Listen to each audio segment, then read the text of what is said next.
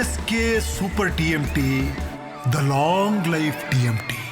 ಬಳ್ಳಾರಿಯಲ್ಲಿ ಯುವಕನೊಬ್ಬನನ್ನ ಬರ್ಬರವಾಗಿ ಕೊಲೆ ಮಾಡಲಾಗಿತ್ತು. ಈಗ ಆ ಕೊಲೆಗೆ ಕಾರಣ ಏನು ಅನ್ನೋದು ಗೊತ್ತಾಗಿದೆ. ಪೊಲೀಸರು ತನಿಖೆಯನ್ನ ಚುರುಕುಗೊಳಿಸಿದ್ದು, ರೇಣುಕಾಸ್ವಾಮಿ ಮಾದರಿಯಲ್ಲೇ ಯುವಕನನ್ನ ಬರ್ಬರವಾಗಿ ಕೊಲೆ ಮಾಡಲಾಗಿತ್ತು. ಬಳ್ಳಾರಿಯ ಮೋಕಾ ಬಳಿ ನಡೆದಿದ್ದಂತಹ ಕೊಲೆ ಪ್ರಕರಣ ಇದು. ಯುವಕ ಬಸನಗೌಡ ಕೊಲೆ ಪ್ರಕರಣಕ್ಕೆ ಈಗ ರೋಚಕ ಟ್ವಿಸ್ಟ್ ಸಿಕ್ಕಿದೆ.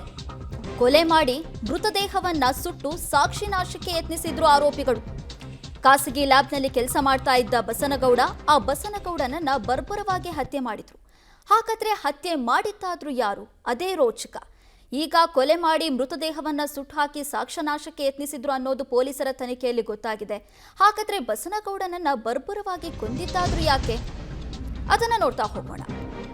ಜೂನ್ 7ರ ರಾತ್ರಿ ನಡೆದಿದ್ದಂತಹ ಕೊಲೆ ಪ್ರಕರಣ ಇದು. ಬಸನಗೌಡ ಲ್ಯಾಬ್ನಲ್ಲಿ ಕೆಲಸ ಮಾಡ್ತಾ ಇದ್ದ, ಆತನನ್ನ ಕೊಲೆ ಮಾಡಲಾಗಿತ್ತು.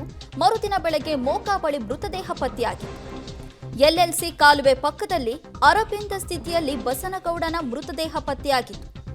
ಅಷ್ಟಕ್ಕೂ ಈ ಕೊಲೆಗೆ ಕಾರಣ ಏನು ಅನ್ನುವಂಥದ್ದು ಈಗ ಒನ್ ಬೈ ಒನ್ ಹೇಳ್ತಾ ಹೋಗ್ತೀವಿ ನಿಮ್ಗೆ. ಅತ್ತಿಗೆ ಶ್ವೇತಾಗೆ ಮಾನಸಿಕ ಕಿರುಕುಳವನ್ನ ಕೊಡ್ತಾ ಇದ್ನಂತೆ ಈ ಬಸನಗೌಡ. ಕೆಟ್ಟಾಗಿ ಮೆಸೇಜ್ ಮಾಡ್ತಾ ಇದ್ನಂತೆ. ಅಶ್ಲೀಲ ಫೋಟೋವನ್ನ ಕಳಿಸು ಅಂತ ಟಾರ್ಚರ್ ಅನ್ನ ಕೊಡ್ತಾ ಇದ್ನಂತೆ. ಅದಕ್ಕೆ ಶ್ವೇತಾ ಪತಿ ಹಾಗೂ ಸಹೋದರನಿಗೆ ಈ ವಿಚಾರವನ್ನ ತಿಳಿಸಿದ್ದಾಳೆ. ಅವರು ಬಸನಗೌಡನನ್ನ ಕೊಲೆ ಮಾಡಿದ್ದಾರೆ. ಸದ್ಯ 3 ಜನ ಆರೋಪಿಗಳನ್ನ ಪೊಲೀಸರು ಬಂಧಿಸಿದ್ದಾರೆ. ಮೊದಲು ಹಗ್ಗದಿಂದ ಕುತ್ತಿಗೆಯನ್ನ ಬಿಗಿದು ಮರ್ಡರ್ ಮಾಡಿದ್ದಾರೆ. ಅದಾದ ಬಳಿಕ ನಿರ್ಜನ ಪ್ರದೇಶಕ್ಕೆ ಮೃತದೇಹವನ್ನ ತಗೊಂಡು ಹೋಗಿ ಸುಟ್ಟಾಕಿ ಸಾಕ್ಷಿ ನಾಶಕ್ಕೆ ಯತ್ನಿಸಿದ್ದಾರೆ. ಸದ್ಯ ಪೊಲೀಸರು ವಿಚಾರಣೆಯನ್ನ ಮುಂದುವರೆಸಿದ್ದು, ಕೊಲೆಗೆ ನಿಖರ ಕಾರಣ ಏನು ಅನ್ನೋದನ್ನ ಪತ್ತೆ ಮಾಡಿದ್ದಾರೆ.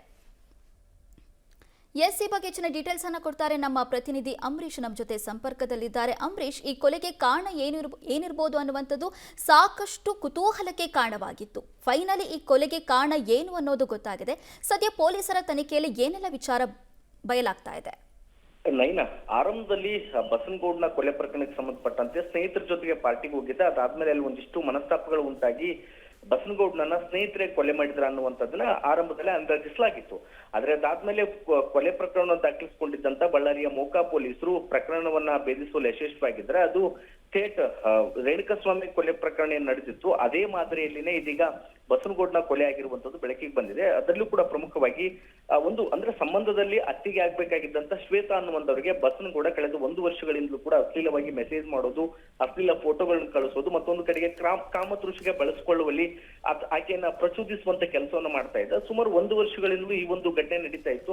ಹಲವಾರು ಬಾರಿ ಶ್ವೇತಾ ಬಸನಗೌಡನಿಗೆ ಬುದ್ಧಿವಾದವನ್ನ ಹೇಳಿದ್ರು ಸಹಿತ ಇದು ಸರಿ ಹೋಗಿರ್ಲಿಲ್ಲ.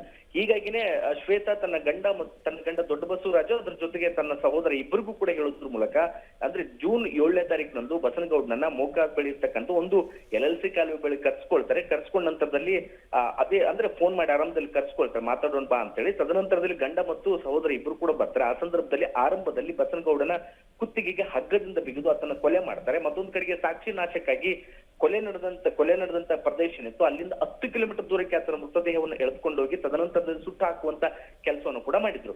ಯಾವಾಗ ಬಸನಗೌಡನ ಕೊಲೆ ಪ್ರಕರಣಕ್ಕೆ ಸಂಬಂಧಪಟ್ಟಂತೆ ತಲೆ ಕೆಡಿಸಿಕೊಂಡಿದ್ದಂತ ಪೊಲೀಸರು ಒಂದು ಅಸಲೀಕರಣವನ್ನು ಪತ್ತೆ ಹಚ್ಚಲಿಕ್ಕೆ ಮುಂದಾದ ಸಂದರ್ಭದಲ್ಲಿ ಬಸನಗೌಡನ ಮೊಬೈಲ್ ಇಲ್ಲಿದ್ದಂತ ಒಂದಿಷ್ಟು ಎವಿಡೆನ್ಸ್ ಗಳನ್ನ ಆಧಾರವಾಗಿ ಇಟ್ಕೊಂಡು ಇದೀಗ 3 ಆರೋಪಿಗಳನ್ನು ಬಂಧಿಸಿದ್ದಾರೆ. ಸದ್ಯಕ್ಕೆ ಈ ಘಟನೆಗೆ ಸಂಬಂಧಪಟ್ಟಂತೆ ಅಸಲೀಕರಣ ಬಟಾಬೈಲಾಗಿದ್ದು ಸದ್ಯ 3 ಆರೋಪಿಗಳನ್ನು ಈಗಾಗಲೇ ಬಂಧಿಸಿ ನ್ಯಾಯಾಂಗ ಬಂಧನಕ್ಕೂ ಕೂಡ ಕೊಟ್ಟಿದ್ದಾರೆ. ನೈನಾ, ಥ್ಯಾಂಕ್ ಯು ನಿಮ್ಮೆಲ್ಲ ಡೀಟೇಲ್ಸ್ಗಾಗಿ ಅಂಬರೀಶ್.